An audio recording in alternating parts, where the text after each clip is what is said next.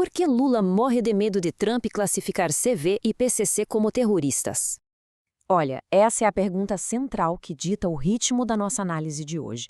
E se você quer entender as engrenagens reais por trás das grandes manchetes, já se inscreva no nosso canal agora mesmo. Bom, hoje a gente vai destrinchar as alegações de uma fonte que aponta para uma tensão gigantesca nos bastidores de um encontro bilateral de altíssimo nível. Lembrando, tá? Nosso objetivo aqui não é tomar partido, é pegar esse material, analisar de forma totalmente objetiva e entender exatamente o que a fonte diz estar em jogo. Então, vamos mergulhar nisso. Ponto 1. O encontro em Washington. Para entender o peso de tudo isso, a gente precisa olhar para o cenário desse encontro. A fonte descreve um clima de absoluta defensiva da delegação brasileira. Sabe aquela sensação de que não é só diplomacia de rotina? Pois é. O acordo inicial para a reunião previa só 5 membros. Mas, na prática, a comitiva brasileira levou 8 pessoas. E não foi qualquer um, não. A gente está falando de pesos pesados. O ministro das Relações Exteriores, Mauro Vieira, o Wellington César, o ministro da Fazenda, e até o diretor da Polícia Federal, o Andrei Rodrigues. O que a fonte argumenta é que carregar uma delegação desse tamanho, com áreas tão sensíveis, mostra que o governo não foi lá para propor nada, mas sim para se defender e literalmente apagar incêndios. Aí a gente se pergunta, defensiva por quê? Ponto 2. O foco nos cartéis latinos.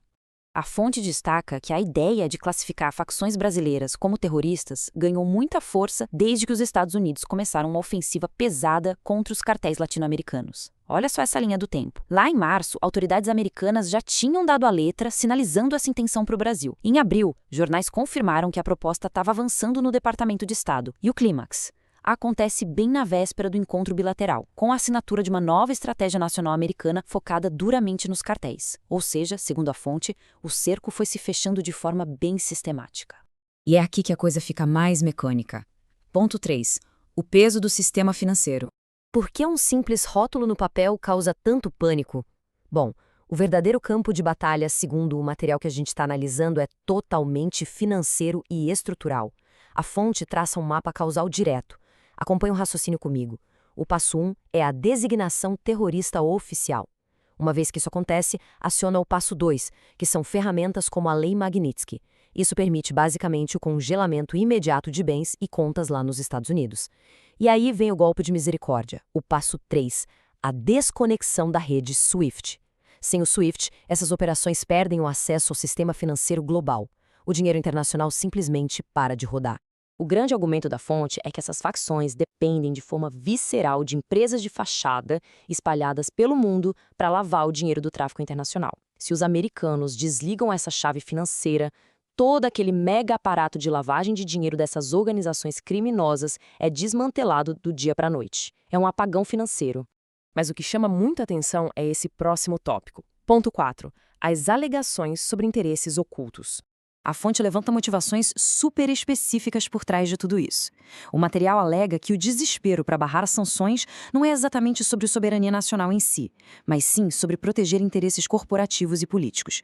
A análise aponta que a ida dessa super comitiva para Washington teria sido, na verdade, uma exigência de grandes empresários para proteger ativos em risco nos Estados Unidos.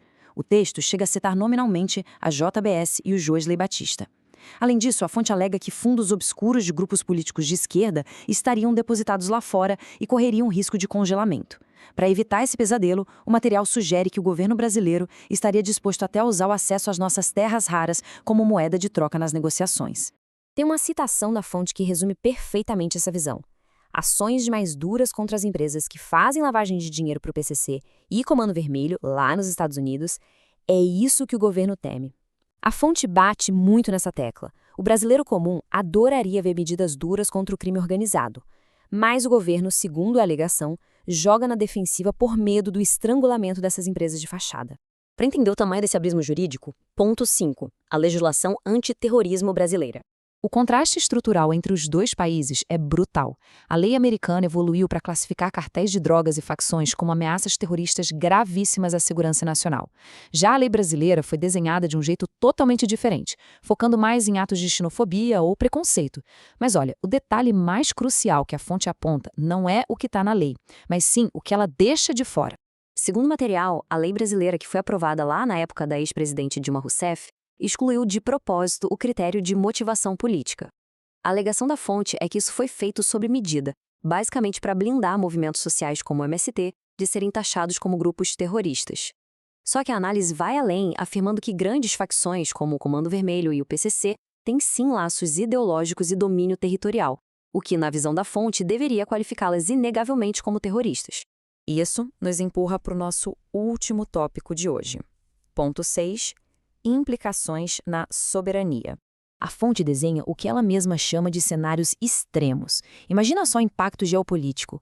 Essa classificação pelos americanos poderia abrir as portas para pressões intervencionistas fortíssimas.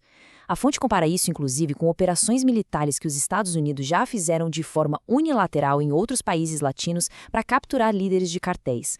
Na prática, poderia rolar até prisão internacional de figuras graúdas que tivessem qualquer suposto envolvimento com as facções, criando um atrito diplomático sem precedentes.